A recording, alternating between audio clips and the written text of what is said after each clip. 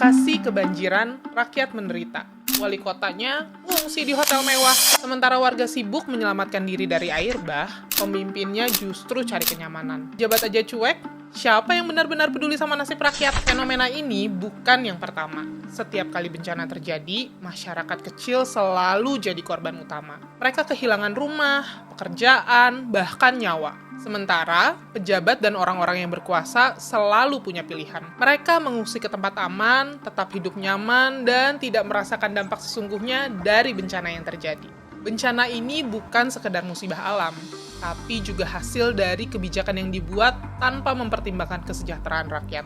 Kerugian finansial akibat banjir kali ini saja mencapai 2 triliun rupiah dengan potensi peningkatan sampai 10 triliun seiring berjalannya waktu. Tidak hanya itu, sekitar 300 toko retail di Jakarta terpaksa tutup, menyebabkan hilangnya potensi pengeluaran masyarakat sebesar 100.000 per orang dari 32.000 penduduk yang terdampak langsung.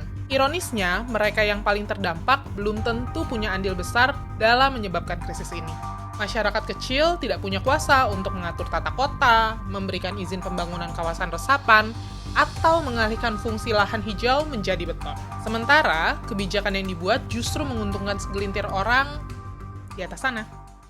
Banjir ini bukan hanya soal genangan air, tapi juga lumpuhnya ekonomi rakyat. Sama dengan bencana kebakaran hutan, para pengusaha perkebunan yang kebunnya menjadi penyebab kebakaran bisa kabur lari menjauh dari asap. Sementara, warga kelompok rentan seperti lansia, ibu hamil, anak kecil, terpaksa harus menghirup asap yang merusak kesehatan mereka. Berdasarkan hasil riset Greenpeace Indonesia, sepanjang musim kebakaran hutan, lebih dari 900.000 orang mengalami infeksi saluran pernafasan akut atau ISPA akibat paparan asap.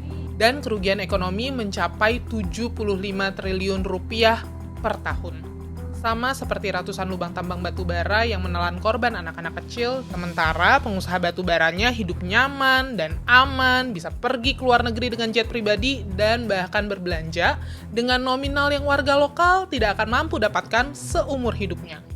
Sejak 2011, sudah 40 nyawa melayang akibat lubang tambang batu bara yang tidak direklamasi di Kalimantan Timur. Sampai saat ini masih ada 1.735 lubang tambang menganga tanpa ada tanggung jawab dari perusahaan atau pemerintah daerah. Yang merusak siapa, yang kena dampaknya siapa? Kira-kira menurut kamu ini adil nggak ya? Atau justru sudah jadi pola yang kita anggap wajar? Kalau kamu peduli, jangan diam. Suaramu bisa mengubah keadaan. Komentar di bawah dan share video ini supaya lebih banyak orang sadar dan memilih bersuara di tengah gelapnya kondisi Indonesia hari ini.